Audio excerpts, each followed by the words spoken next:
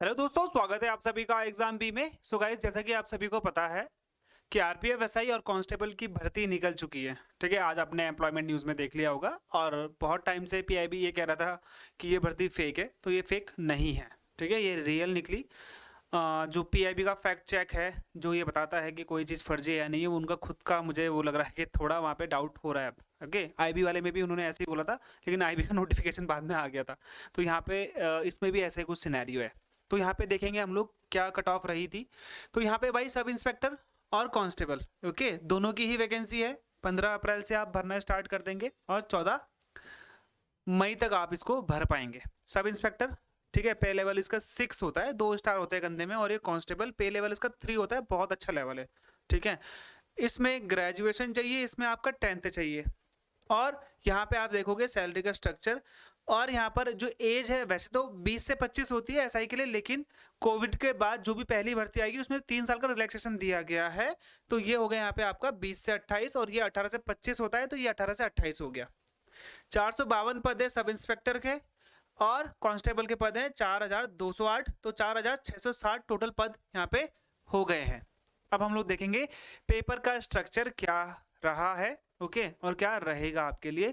तो 90, यहाँ पे आप देख रहे हो 90 मिनट का, यानी कि 1.5 घंटे का आपके पास टाइमिंग रहेगी। 120 क्वेश्चन होंगे।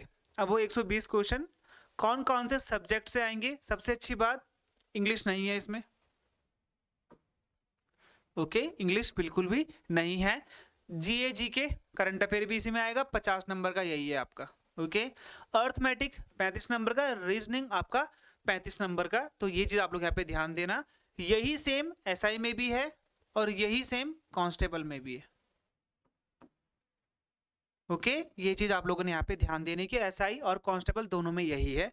तो ये आप देख रहे हो 90 मिनट का पेपर होगा, 120 क्वेश्चन होंगे, 50 क्वेश्चन जीए के होंगे, 35 क्वेश्चन अर्थमेटिक के यानी कि मैथ्स के, क्वांट्स के, और 35 क्वेश्चन रीजनिंग के होंगे। जीके में वही सब आएगा जो आप एसएससी में पढ़ते हो, ऐसा कुछ डिफरेंट नहीं है कि यहाँ पे एडवांस मैथ्स बिल्कुल नहीं आने वाली है।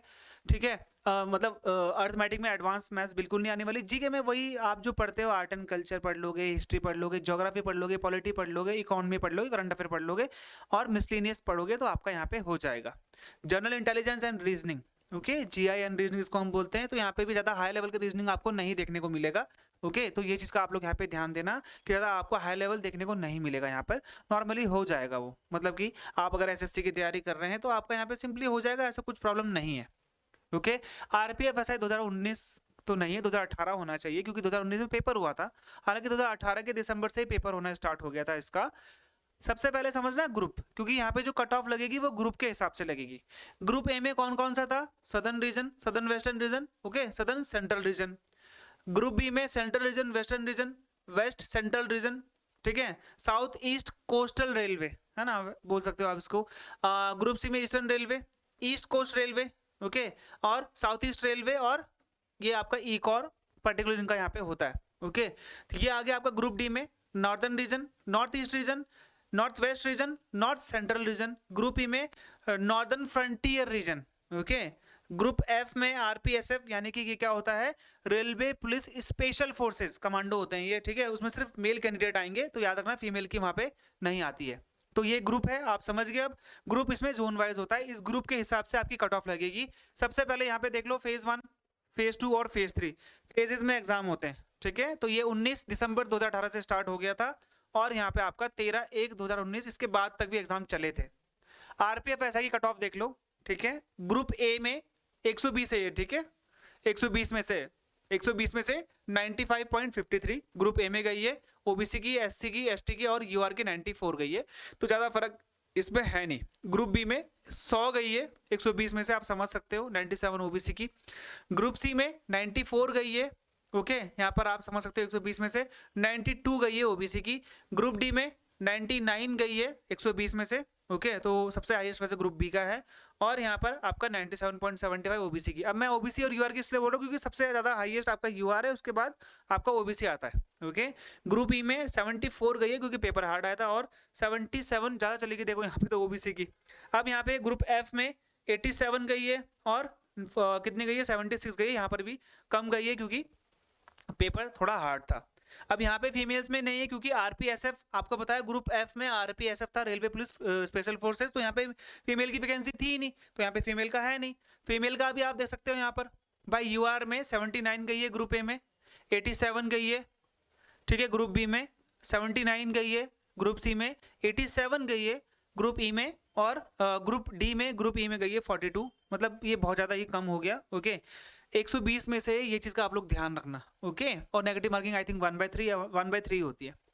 अब यहाँ पे आया आरपीएफ कांस्टेबल कट ऑफ 2019 की कट ऑफ, वहाँ पर भी सेम ग्रुप है, ऐसा कुछ अलग नहीं है, ग्रुप में अलग होता है, ग्रुप आपका वही रहेगा जो वो आपको प्रोवाइड करवाएंगे, जोन वाइज कट आपके यहाँ पे ग्रुप रहता है, ठीक है। तो ये 120 में से है भाई, है ना, दोनों का पेपर सेम 120 का है, सेम पैटर्न है, 1.5 घंटा 120 क्वेश्चन, 50 क्वेश्चन जीके के, 35 और 35 अर्थमेटिक और रीजनिंग के।